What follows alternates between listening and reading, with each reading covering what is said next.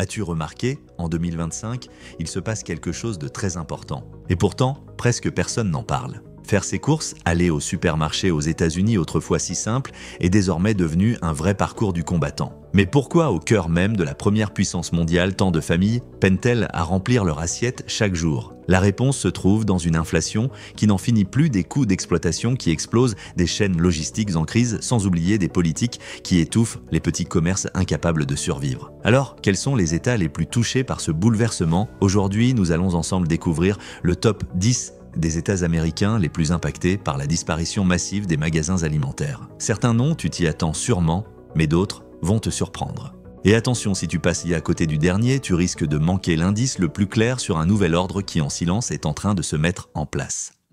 1. Michigan.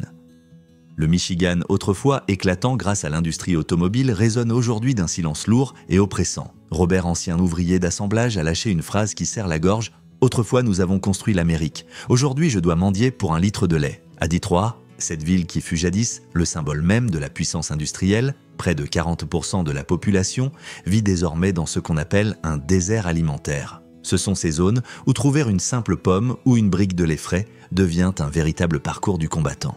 Les grands supermarchés sont partis, les commerces d'alimentation fermant les uns après les autres, et ce qu'il reste se résume à quelques stations-service vendant des produits industriels en conserve ou surgelés à des prix 2 fois supérieurs à la normale. Cet effondrement ne s'est pas produit du jour au lendemain. Il est le fruit de longues années de coupes budgétaires, d'un urbanisme incontrôlé et du retrait progressif des grandes enseignes de distribution. L'inflation n'a fait qu'ajouter la goutte de trop. Rien que l'an dernier, le prix du lait dans le Midwest a grimpé de 11%. Pour les retraités ou les familles ouvrières, déjà précarisées, cela ressemble à une trahison pure et simple. Après toute une vie de labeur, les voilà contraints de choisir payer leurs factures ou se nourrir. À Flint-Saginaw et même Grand Rapids, ces déserts alimentaires ne cessent de s'étendre. Les associations caritatives tentent de combler ce vide, mais elles ne peuvent pas remplacer un système de distribution alimentaire qui s'effondre lentement. Et une question douloureuse revient sans cesse dans l'esprit de beaucoup, qu'est-il arrivé au fameux rêve américain de Arizona? L'Arizona, connu pour ses immenses déserts et ses étés brûlants, fait aujourd'hui face à un défi bien plus grave que la chaleur, celui de l'alimentation. Dans des villes comme Mesa ou Flagstaff, les rayons vides des supermarchés ne surprennent plus personne. Pire encore, dans des petites localités comme Prescott ou Sierra Vista, certains produits de première nécessité ont tout simplement disparu des étals. Les personnes âgées, qui avaient choisi l'Arizona pour y passer leur retraite grâce à un coût de vie abordable et une existence paisible, se retrouvent désormais à sauter des repas, réduire leurs portions ou dépendre des banques alimentaires déjà saturées. Et le plus inquiétant, c'est que cette crise ne touche pas uniquement les foyers modestes. Même la classe moyenne se retrouve happée par la spirale infernale de la hausse des prix. D'après les chiffres du département du travail, les coûts, liés à l'essence, à l'eau potable et au transport, dépassent déjà la moyenne nationale, surtout dans les zones rurales. Concrètement, chaque déplacement pour faire ses courses est devenu non seulement plus difficile, mais aussi terriblement plus cher. Beaucoup de familles autrefois stables se retrouvent aujourd'hui face à un dilemme douloureux, acheter un peu de viande ou payer leurs factures d'électricité et d'eau. Dans les résidences pour retraités, là où régnaient jadis les rires et les parfums de barbecue, ne subsiste désormais que le silence et l'angoisse. La table familiale, autrefois lieu de réconfort et de partage, est devenue source d'inquiétude. Aura-t-on assez à manger cette semaine? Ou encore, pourra-t-on payer la climatisation cet été? Même ceux de la classe moyenne qui pensaient avoir trouvé en Arizona un havre de paix se retrouvent aujourd'hui pris dans la tourmente. Le rêve d'une vie tranquille sous le soleil du sud-ouest s'est transformé en une lutte quotidienne pour survivre. 3. Texas, le Texas, terre de cow-boys de ranch et d'une fierté farouche pour l'indépendance, traverse à présent une situation impensable. Les pâturages sont toujours verts, les ranchs existent encore. Mais dans de nombreuses cuisines, les frigos se vident et les placards sonnent creux. Carlos, un ancien fermier près de Lubbock, le dit avec amertume « J'ai élevé du bétail toute ma vie et aujourd'hui je ne trouve même plus de lait au supermarché. » Que reste-t-il à dire? Les chiffres sont encore plus accablants. En 2025, plus de 2,3 millions de Texans vivent dans des déserts alimentaires. Et il ne s'agit pas seulement de petites villes reculées, Houston, Dallas, El Paso, ces grandes métropoles voient elles aussi leurs supermarchés fermés les uns après les autres. La cause?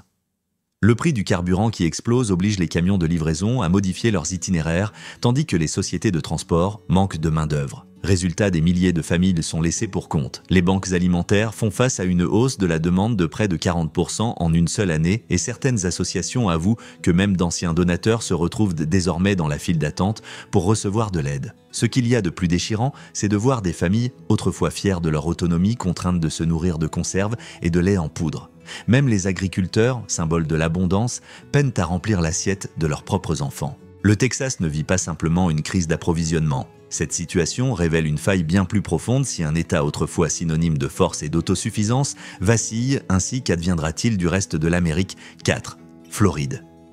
Quand on pense à un endroit considéré depuis des décennies comme un véritable paradis des retraités, c'est forcément la Floride qui vient en tête. L'image est familière, un soleil généreux toute l'année, un rythme de vie tranquille des après-midi paisibles au bord de la mer et une communauté de seniors savourant enfin le repos après une vie de labeur. Mais ce tableau idyllique est en train de se fissurer. Dans le sud de la Floride, ce qui fut jadis un rêve est devenu pour des milliers de retraités une source d'angoisse. Les rues, autrefois animées, paraissent étrangement vides.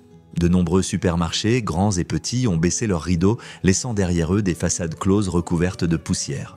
Un sentiment d'abandon s'installe dans ces quartiers qui incarnaient autrefois la sécurité et l'esprit de voisinage. Dans des petites villes comme Punta Sol, il devient rare de croiser un sourire insouciant comme autrefois. Car même une chose en apparence simple, acheter assez de nourriture pour préparer un repas digne de ce nom, est devenue un défi quotidien. Clara Mend, 74 ans, se tient devant les rayons vides d'une petite épicerie locale. Elle regarde autour d'elle, puis laisse échapper un soupir. « Il m'arrive d'avoir encore quelques billets dans mon porte-monnaie. » Mais pas assez pour manger correctement. Cette phrase, en apparence banale, résonne pourtant comme l'écho d'un cœur silencieux, celui de milliers de personnes vivant la même détresse. Car ce n'est pas seulement à Punta Sol, mais dans tout l'État de Floride, que la situation s'aggrave. En quelques années à peine, plus d'une centaine de supermarchés ont disparu, surtout dans les zones rurales. Les causes sont multiples d'une inflation galopante qui fait exploser le prix des denrées. Un manque de moyens de transport qui ralentit les livraisons et surtout une pénurie de main-d'œuvre qui empêche de nombreux commerces de continuer à fonctionner. Pour les retraités vivant uniquement de leur pension ou de l'aide sociale, c'est encore plus cruel. Ils doivent de choisir sacrifier un repas pour garder la lumière allumée ou rogner sur la nourriture afin de payer leur loyer. On a longtemps imaginé la vieillesse comme l'âge d'or, le moment où l'on profite enfin des fruits d'une vie de travail. Mais pour beaucoup en Floride, la vieillesse est devenue un combat quotidien pour survivre.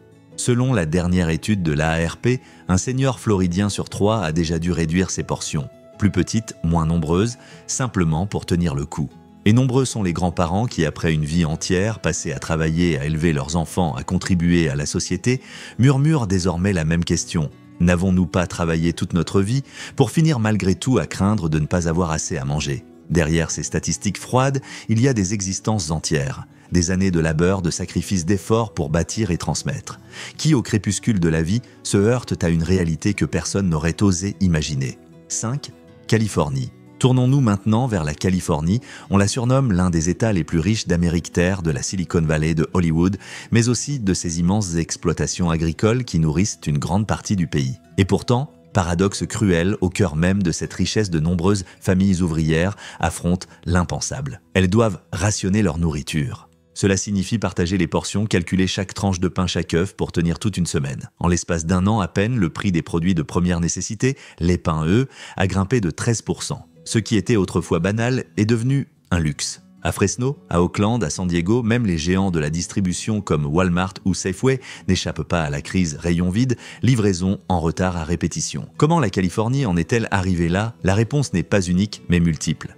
Les sécheresses prolongées ont drastiquement réduit les rendements agricoles. La flambée du prix du diesel a fait exploser les coûts de transport, et le système logistique lui peine encore à se remettre complètement de la pandémie. Additionnez tout cela et vous obtenez une chaîne d'approvisionnement transformée en cercle vicieux sans fin. Et ce qui inquiète sans doute le plus, c'est que la Californie est considérée comme le grenier à fruits et légumes du pays. Une immense partie des fruits, légumes et fruits secs consommés chaque jour par les Américains provient d'ici. Alors si cette machine agricole s'enraye, quel sera l'effet domino Frank? Un chauffeur routier aujourd'hui à la retraite, qui a vu de ses propres yeux des entrepôts vides, le résume en une phrase: « Si nous manquons de nourriture ici, qui nourrira le reste de l'Amérique ?» Ce n'est plus une histoire propre à la Californie. C'est un avertissement lancé à toute la nation. Car une fois que la Californie est frappée par une crise alimentaire, toutes les tables à travers les États-Unis s'en ressentent. 6. Nevada Cap maintenant sur le Nevada. là où les lumières de Las Vegas brillent toujours de mille feux. Mais derrière ce décor de spectacle flamboyant se cache une réalité glaciale. Marcos, 61 ans ancien, employé d'entretien dans un grand hôtel, reste assis en silence dans sa petite cuisine. Il lâche une phrase brève mais terriblement marquante. « J'ai contribué à bâtir tout cet univers de luxe et aujourd'hui je prie pour trouver encore une boîte de haricots dans mon placard. » Ce qui était jadis inimaginable est devenu la routine de centaines de familles qui vérifiaient et revérifiaient leur cuisine pour voir s'il reste quelque chose à manger. En un an, la demande d'aide auprès des banques alimentaires du Nevada a bondi de 35%. Les quartiers populaires autour de Las Vegas sont les plus touchés, les rayons des supermarchés si vides à vue d'œil jour après jour. Ici, le contraste est brutal. Le prix de l'immobilier a grimpé de près de 20% en seulement 2 ans, tandis que les salaires, eux, stagnent.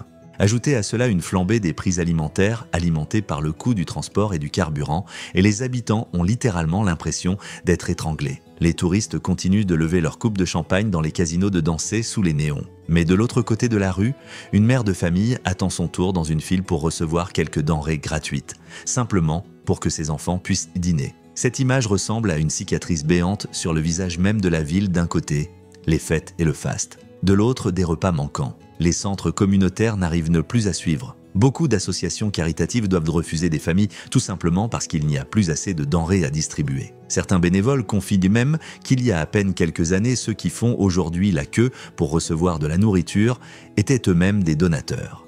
Dans ce paradoxe glaçant, Marcos pose une question qui fait frissonner quiconque l'entend. Si une ville n'est même plus capable de nourrir ses propres habitants, qui pourra encore croire en son avenir? 7. Oregon.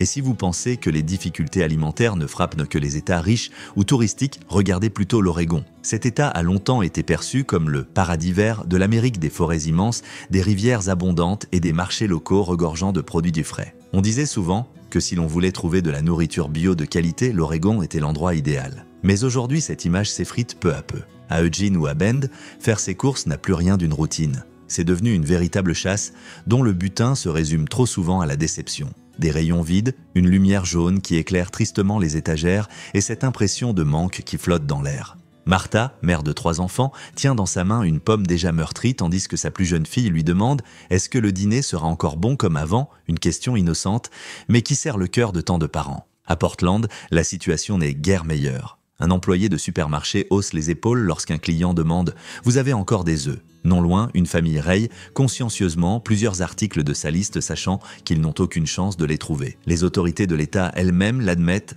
l'afflux de marchandises vers l'Oregon a chuté dramatiquement. Les ports ne tournent plus qu'à 70% de leur capacité d'avant 2020. Quant au transport routier, il est paralysé, trop peu de chauffeurs et un carburant devenu hors de prix. Et ce n'est pas tout. L'Oregon doit aussi faire face à des vagues de chaleur records qui ravagent les campagnes. À Redmond ou à Hermiston, certains doivent de conduire plus de 60 km pour trouver un supermarché, qui souvent ne propose plus que quelques produits de base vendus à un prix multiplié par 1,5, parfois par 2. Les banques alimentaires autrefois, un filet de sécurité pour les plus pauvres, peinent désormais à suivre les stocks, s'amenuisent, les bénévoles se raréfient, tandis que les files d'attente s'allongent chaque jour. Le plus amer, c'est qu'au centre de Portland, on peut encore acheter du fromage importé, des légumes bio, soigneusement emballés, ou du café specialty. Mais à quelques dizaines de kilomètres seulement, des communautés entières se sentent abandonnées. Et ce drame, loin de s'arrêter aux frontières de l'Oregon, s'étend plus au sud, vers l'Arizona, où l'été peut atteindre les 50 degrés. Enrique Lopez, 70 ans, un retraité vivant dans le petit bourg de Casazol,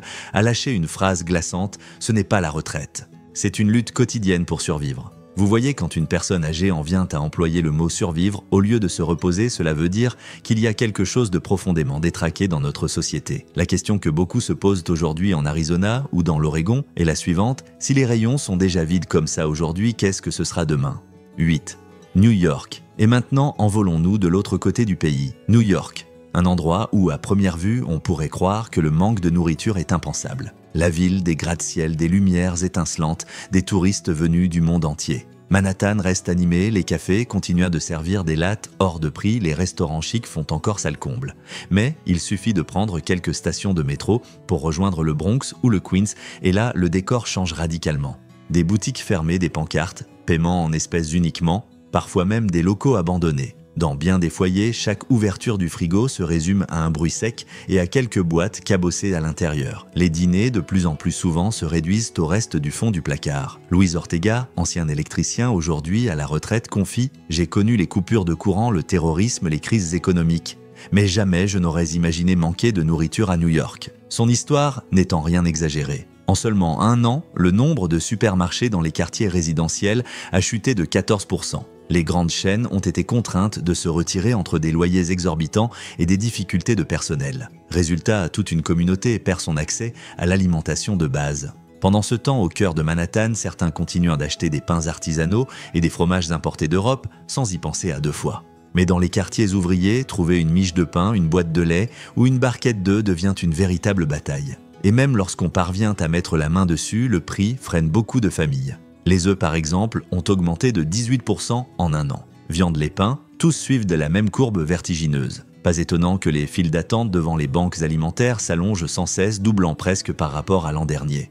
Des parents doivent sauter des repas pour nourrir leurs enfants. Les associations caritatives tirent régulièrement la sonnette d'alarme. Une ville parmi les plus riches du monde mais qui laisse des centaines de milliers de ses habitants lutter pour se nourrir. Et voilà la crue réalité de New York en 2025, un endroit où lumière et obscurité coexistent.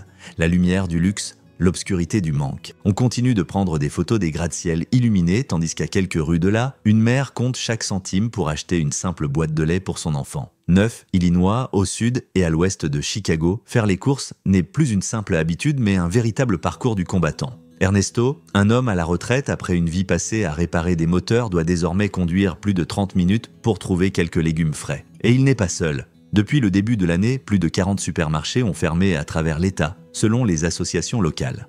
La cause, un mélange dangereux, vols répétés, assurances dont le coût devient un soutenable problème logistique et en prime une inflation qui érode chaque centime dans le portefeuille des habitants. Les quartiers autrefois animés, où les commerces étaient le cœur de la communauté, ne montrent plus que des rideaux métalliques baissés et des panneaux fermés jusqu'à nouvel ordre. Là où les voisins se rencontraient, où les enfants achetaient des bonbons, où les familles préparaient les fêtes d'anniversaire, il ne reste plus que le vide.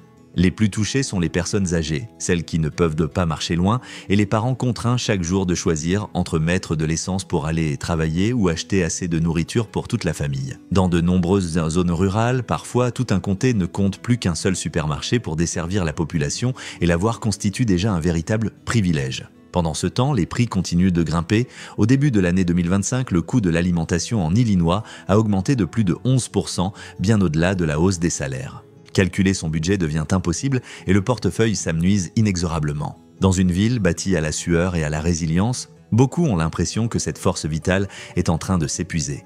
10. Washington. Washington, le foyer de géants de la technologie comme Microsoft, Rainforest ou Cofip, semble de prime abord baigné dans la prospérité. Mais dès qu'on quitte les quartiers huppés, le tableau change complètement. Clara Mendoza, une infirmière de 56 ans vivant à Kent, se tient sous la pluie, un parapluie à la main, faisant la queue pour recevoir une simple boîte d'œufs. Elle murmure « Je n'ai jamais pensé qu'un jour je devrais attendre ainsi juste pour acheter une boîte d'œufs ». Cette image en dit long. Dans l'un des États les plus riches des États-Unis, de nombreuses personnes peinent à se nourrir. Et les chiffres confirment cette réalité. Le coût de distribution alimentaire a bondi de 12% à cause du manque de personnel et des prix élevés du carburant. Parallèlement, l'activité du port de Seattle, une porte d'entrée essentielle, a chuté de 25% par rapport à 2023. Les chaînes d'approvisionnement sont brisées, laissant des rayons vides. Dans une ironie amère, dans des villes ultramodernes comme Bellevue où Redmond, serveurs et applications technologiques tournent à plein régime. Mais à seulement quelques kilomètres, les supermarchés sont déserts, ne conservant que des stocks en attente depuis le mois précédent. Washington n'a pas encore sombré dans la famine, mais la tension est palpable. Les banques alimentaires sont saturées, les dons se raréfient. Et chaque semaine voit de nouvelles familles plonger dans l'insécurité alimentaire. Dans un État où la technologie génère des milliards de dollars, des mères doivent pourtant marcher des kilomètres juste pour économiser un peu d'essence et pouvoir nourrir leurs enfants. Et si vous souhaitez continuer à suivre ce voyage à la découverte de la vérité derrière des informations qui semblent ordinaires, n'oubliez pas de liker, de vous abonner à la chaîne et d'activer la cloche pour ne rien manquer des prochaines histoires. Tout le contenu de cette vidéo a été compilé à partir de rapports commerciaux, de données publiques et de documents de politique à jour en août 2025. Cette vidéo n'a aucun objectif de propagande politique, ne vise pas à attaquer des personnes ou des organisations et ne représente aucun gouvernement. L'unique objectif est d'offrir un autre regard afin que nous ne soyons pas laissés de côté.